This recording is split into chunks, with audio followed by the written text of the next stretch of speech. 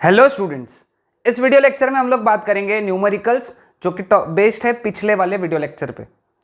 So without wasting our time will start with our first numerical. क्या बोला है यहाँ पे? Current in the wire varies with time as, यहाँ पे ए चाहिए था, आई चाहिए था, okay. I is equal to 4 + 2t।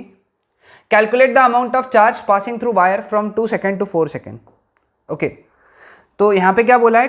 Current का इक्वेशन दिया है, that is 4 + 2t, let us say it is ampere. अब I is equal to dq/dt होता है, तो dt इधर चला गया तो dq बिकम्स I dt, तो q becomes integration dq, sorry, हाँ दैट इज करेक्ट, तो that is integration of I dt। ये हमारा फॉर्मूला है। एक्चुअली स्टार्ट यही से होना चाहिए, लेकिन ठीक है, ये डिराइव करके दिया है, सभी को ध्यान में आया। तो therefore Q is equal to integration, I कितना है 4 + 2t dt 2 to 4। Q is equal to, अब 4 का इंटीग्रेशन कितना आएगा 4t, 2t का इंटीग्रेशन आएगा 2 × t²/2, 2 कैंसिल होके सिर्फ बचेगा t², 2 to 4। Therefore Q is equal to, सबसे पहले सब्स्टिट्यूट करेंगे t की जगह 4 है ना, अपर लिमिट, 4 4 = 16 + 4² यानी 16 माइनस, फिर सब्स्टिट्यूट करेंगे लोअर लिमिट t के जगह 2, 4 2 = 8 + 2² 4। Therefore Q is equal to 32 - 12, Therefore Q is equal to 20 coulomb. है आसान सा क्वेश्चन, बहुत सिंपल क्वेश्चन था, ओके। तो ये है हमारा पहला क्वेश्चन, सभी ने नोट डाउन कर लेना है, okay. 1 million electrons pass through conductor in 1 millisecond, find the current in the conductor. 1 million, तो नंबर ऑफ इलेक्ट्रॉन्स डायरेक्टली याद रखना 10⁶, 1 मिलियन 10⁶, ओके। टाइम कितना है 1 मिलीसेकेंड यानी 1 × 10⁻³ सेकेंड्स। चार्ज कितना होता है 1.6 × 10⁻⁻19 कूलम इलेक्ट्रॉन पर का चार्ज। करंट निकालना है, करंट का formula very simple, Ne/T। n कितना है 10⁶, E कितना 1.6 × 10⁻⁻19, सॉरी, और टाइम कितना 10⁻³ तो करंट बिकम्स 1.6 × 10⁻⁻10 एम्पियर, ठीक है। इसमें याद रखने लायक एक बात ध्यान में रखना, 1 मिलियन दैट इज 10⁶, 1 बिलियन अगर पूछा तो 10⁹, 1 बिलियन 10⁹, ये लिख के रख लो, 1 billion 10⁹, 1 million 10⁶। How many electrons flowing per second constitute 1 ampere current, है ना। पर सेकेंड यानी time is equal to 1 second. Electron बोला है तो चार्ज कितना 1.6 × 10⁻⁻19 कूलम। वैसे तो याद रखने बोला था डायरेक्ट आंसर, बट फिर भी जिन्होंने याद नहीं किया है उनके लिए सॉल्व करके दे रहा हूं। करंट बोला है 1 एम्पियर, नंबर ऑफ इलेक्ट्रॉन्स निकालना है। I is equal to Ne/T, तो therefore N is equal to IT/E, therefore N is equal to I कितना है 1, T कितना है 10 नहीं, सिर्फ 1 ही है, और E कितना है 1.6 × 10⁻⁻19। इसको अगर सॉल्व करोगे तो आंसर आएगा 6.25 × 10⁻18। वैसे पिछले लेक्चर में मैंने ये नंबर लर्न करने बोला था, है ना, सेम सिचुएशन लिया था हम लोगों ने। आसान है, okay. In hydrogen discharge tube, the number of protons drifting across a cross section, drifting यानी moving, per second is 1 × 10⁻18, while the number of electrons drifting in opposite direction, opposite, हाँ, electrons are drifting in opposite direction, that is 2.7 × 10⁻18 per second. Find the current flowing through the wire. Per second है दोनों जगह पे, तो time हम लोग लेंगे 1 second, ठीक है। अब एक काम करेंगे, प्रोटॉन्स ये पॉजिटिव चार्ज है, जिन पे चार्ज है E + E, तो एक साइड में प्रोटॉन जा रहे हैं, तो कितना चार्ज जा रहा है, लेट अस से इस साइड में प्रोटॉन जा रहे हैं, है ना, तो कितना चार्ज जा रहे हैं 1 × 10⁻18 इंटू ई, इस साइड में पॉजिटिव चार्ज जा रहा है, ठीक है। इलेक्ट्रॉन्स इस साइड में जा रहे हैं, कितने इलेक्ट्रॉन्स जा रहे हैं 2.7 × 10⁻18 ई, ओके। थोड़ा अलग क्वेश्चन है, ध्यान देना अच्छे से। अब हमारा जो करंट के लिए हम लोग जब देखते, that is total positive charge going in one side या फिर total negative charge going in other side. तो टोटल पॉजिटिव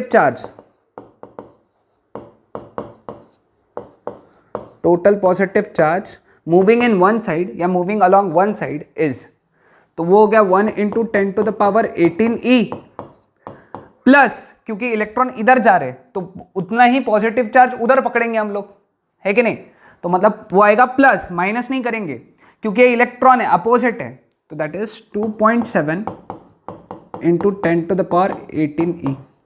याद रखना कंसेप्ट क्या है यहाँ पे, टोटल पॉजिटिव चार्ज किसी भी एक साइड में जाने वाला देखो या फिर टोटल नेगेटिव चार्ज किसी भी एक साइड में जाने वाला देखो। पॉजिटिव तो इतना जा ही रहा है प्लस इलेक्ट्रॉन इधर जा रहा है, मतलब उतना इक्विवेलेंट पॉजिटिव उधर जा रहा होगा, तो that comes out to be 3.7 × 10⁻18 E यानी 1.6 × 10⁻−19, ओके। तो अपने को क्या निकालना है यहाँ पे, current I, total charge Q, है ना। तो formula I is equal to Q/T, तो Q कितना हो गया यहाँ पे 3.7 × 1.6, है ना, पहले इसको लिख देता हूँ, फिर 10 का पावर लगा दो, 18 और -19 -1 अपॉन T 1 है, 3.7 × 1.6 है ना, 3.7 × 1.6, 6 7 42, 4 6 3 18 22 7 3 2 9 5, तो 5.92 हो गया इंटू 10⁻−1 बचा हुआ है, तो I is equal to 0.592 ampere.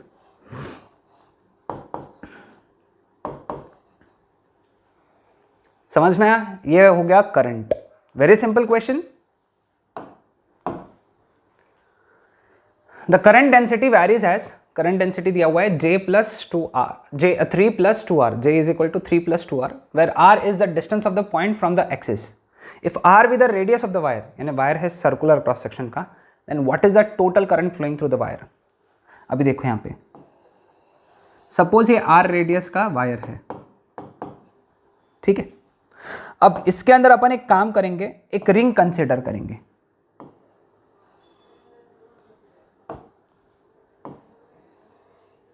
Okay. थोड़ी जाड़ी रिंग बना देता हूं ना,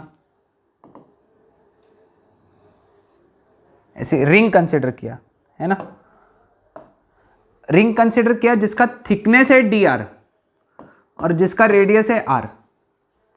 थिकनेस कितना है dr, थिकनेस dr है और रेडियस r है, तो उस रिंग पे करंट डेंसिटी कितना दिया हुआ है 3 + 2r।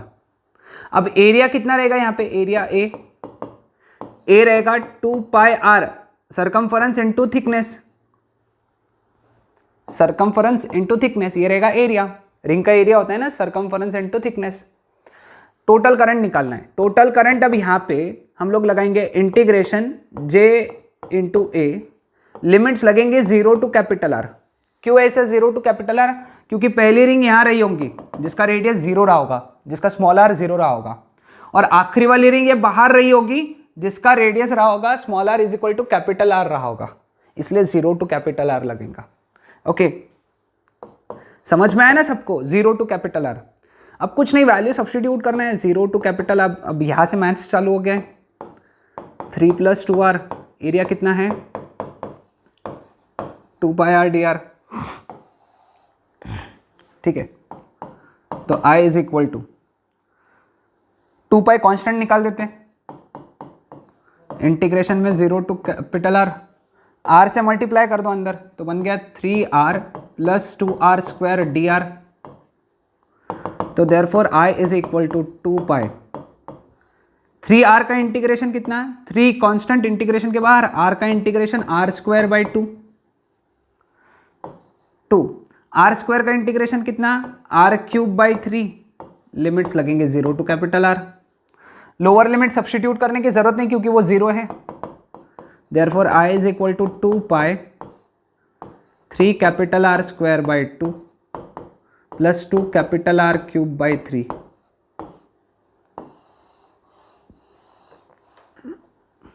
This is your answer. आसान, एकदम आसान। ओके तो ये आंसर नोट डाउन कर लेना है।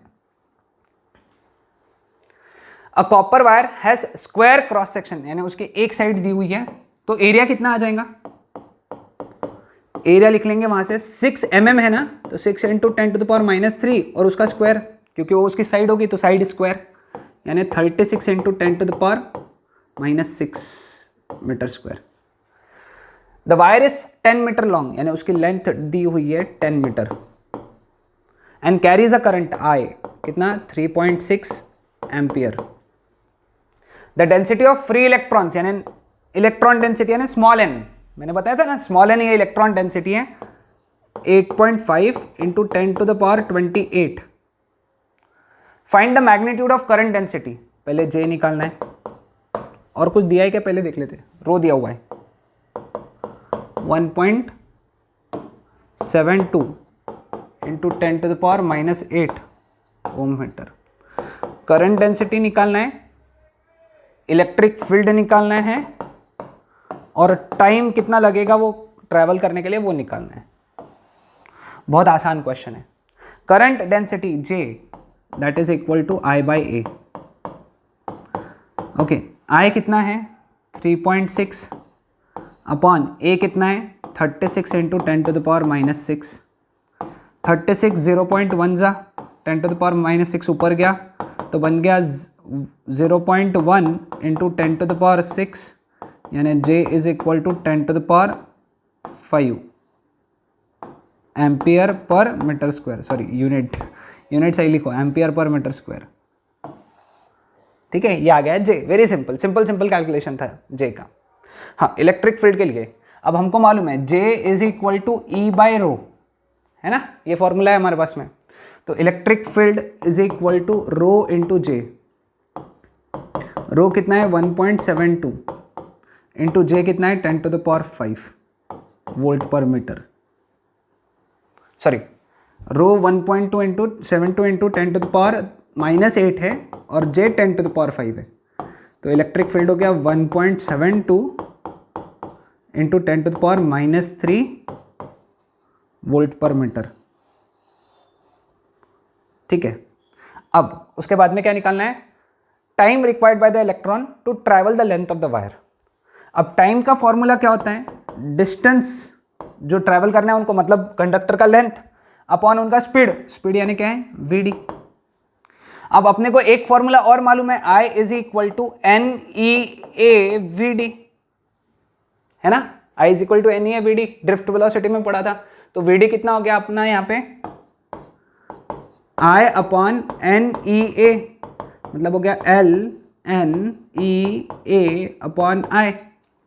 तो therefore time is equal to L कितना है 10, नंबर ऑफ इलेक्ट्रॉन्स कितने हो गए 8.5 इंटू 10 टू द पावर कितने हैं 28। E कितना है 1.6 into 10 to the power -19। A कितना है 36 into 10 to the power -6 upon I कितना है 3.6, है ना 3.6। तो 3.6 टेंजा हो गया, है ना, 3.6 टेंजा हो गया। अब नंबर्स बचे 1 और 2, तो टाइम कितना हो गया 8.5 इंटू 1.6 इंटू, अब बाकी सब 10 के पावर है, 10 to the power 1, 10 to the power 1, और ये हो गया 28, यानी 10 टू द पावर 30 हो गया, और ये हो गया -25, -19 -6 यानी -25, 30 और -25 यानी 10 to the power 5। That's it, इतना ही बचता है ना।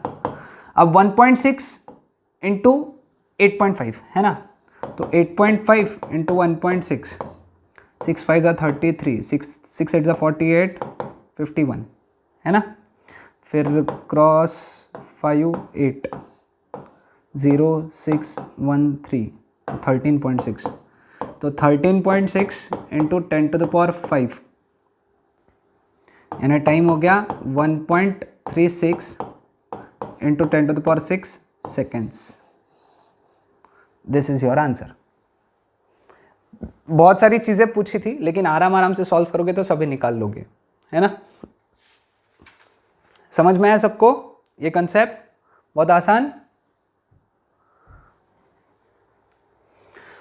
हाँ, यहां पे क्या बोला है, करंट जिसका मैग्नीट्यूड 0.4 माइक्रो एम्पियर है, तो I is equal to 0.4 micro यानी 10⁻⁻6 एम्पियर। ओके, उसकी एनर्जी दी है, एनर्जी कितनी दी है 50 किलो यानी 10⁻6, और इलेक्ट्रॉन वोल्ट है तो जूल में कन्वर्ट करना पड़ेगा ना, ये किलो का सॉरी 10⁻3 लिखना पड़ेगा यहाँ पे 10⁻3, और इलेक्ट्रॉन वोल्ट का जूल में यानी 1.6 इंटू 10⁻⁻19 जूल। साथ ही साथ लिखते चलो, 50 keV को K के जगह लिख डाला 10⁻3 और इलेक्ट्रॉन वोल्ट के जगह लिखा 1.6 into 10⁻⁻19। Okay, find the number of alpha particle that strikes the surface in 5 seconds. Time बोला है 5 सेकेंड्स। चार्ज कितना रहेगा यहाँ पे? ओके, क्या बोला है यहाँ पे? अल्फा पार्टिकल बोला है ना, अल्फा पार्टिकल पे जो चार्ज होता है that is 3.2 into 10⁻⁻19 coulomb. Number of alpha particles निकालने। अब यहां पे जो फॉर्मूला लगेगा वो NE/T नहीं लगेगा, NQ/T लगेगा, क्योंकि हम NE/T इसलिए लगाते थे क्योंकि हम लोग इलेक्ट्रॉन कंसीडर करते थे मूवमेंट में, लेकिन इस बार इलेक्ट्रॉन नहीं मूव कर रहे, इस बार क्या मूव कर रहा है? अल्फा पार्टिकल, इसलिए अपन लिखेंगे NQ/T, क्योंकि Q लिखेंगे। E इसलिए नहीं डिनोट करेंगे क्योंकि अल्फा पार्टिकल के लिए E कभी डिनोट नहीं होता है ना, E सिर्फ प्रोटॉन या इलेक्ट्रॉन के लिए। Therefore n is equal to IT/Q। Therefore n is equal to I कितना है 0.4 इंटू 10⁻⁻6, T 5 है, और Q कितना है यहाँ पे 3.2 इंटू 10⁻⁻19। ठीक है, तो ये कितना हो गया 0.5 इंटू 4 बिकम्स 2/3.2 इंटू 10⁻, कितना बचा -19 ऊपर चला गया तो +19 हो गया, तो बन गया 13, है ना। 2 1 जा 2 1.6 जा 1/1.6, 1/1.6 फेमस है, मैंने तुमको तभी याद रखने बोला था 0.625, ये याद करके रख लो 1/1.6, तो ये हो गया 0.625 इंटू 10⁻13, तो therefore n is equal to 6.25 into 10⁻12। इतने इलेक्ट्रॉन्स फ्लो हो रहे हैं, सॉरी इतने अल्फा पार्टिकल्स फ्लो हो रहे हैं। समझ में आया सबको? हाँ, तो ये क्वेश्चन आसान था, इसके बाद का इसी पे बेस्ड है ना, तो मैं इतना पार्ट हटा दूंगा।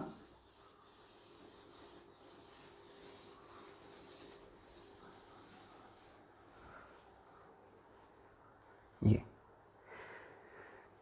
पहला पार्ट यहां तक सेम है। Find the number of alpha particles चाहिए थे यहाँ पे, sorry extremely sorry, alpha particles in 40 centimetre length of beam, mass of alpha particle दिया हुआ है। ठीक है, कैसे सॉल्व करेंगे इसको? ठीक है, इसको सॉल्व करने के लिए हम लोग क्या करेंगे, सबसे पहले हम लोग ये एनर्जी का यूज करेंगे, एनर्जी यूज करके वेलोसिटी निकालेंगे, बिकॉज ये जो एनर्जी है ये काइनेटिक एनर्जी है, दैट इज ½ mv²। तो v हो गया √2 या √2 e/m, देयरफॉर v कितना हो गया √2 इंटू e कितना है 50 इंटू 1.6 इंटू 10⁻⁻19 अपॉन m कितना है 6.7 into 10⁻⁻27। Okay, clear with this? समझ में? सॉरी 10⁻3 भूल गए हम लोग, इसका 10⁻3 यहाँ पे भूल गए हम लोग। ठीक है, therefore v is equal to 1.6 upon 6.7 into 10 का पावर। अब ये देखो, ये तो 100 हो गया, 100 यानी 10⁻², -27 ऊपर गया, +27, 3 ऑलरेडी है, 27 + 3 30, 30 + 2 32, 32 - 19 दैट इज 13, है ना। तो it can be written as 16/6.7 × 10⁻12, है ना। इसको अगर सॉल्व करोगे, अभी I am not solving it, बहुत आसान है, उसको स्क्वायर रूट में सॉल्व कर सकते हो। तो velocity comes out to be 4.8 × 10⁵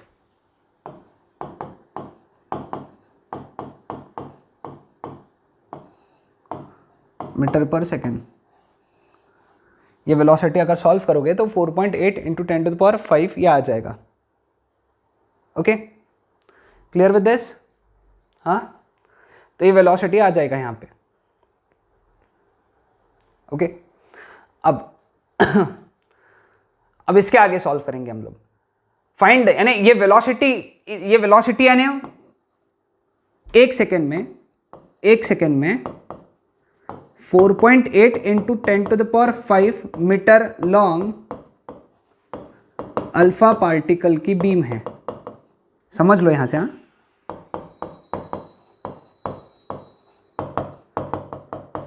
है ना। एक सेकेंड में 4.8 × 10⁵ मीटर लॉन्ग अल्फा पार्टिकल की बीम है, ठीक है।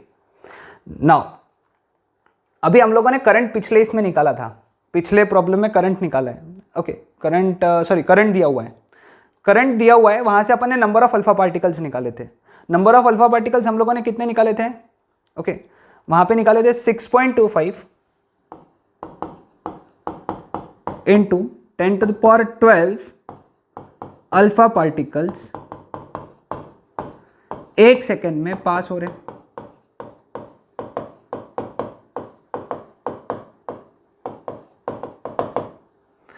ठीक है, ये हम लोगों ने पिछले बार निकाला था, पिछले क्वेश्चन में, और ये इस क्वेश्चन से अपने को है, यानी एक सेकेंड में इतनी लॉन्ग अल्फा पार्टिकल की बीम है और एक सेकेंड में इतने अल्फा पार्टिकल पास हो रहे हैं।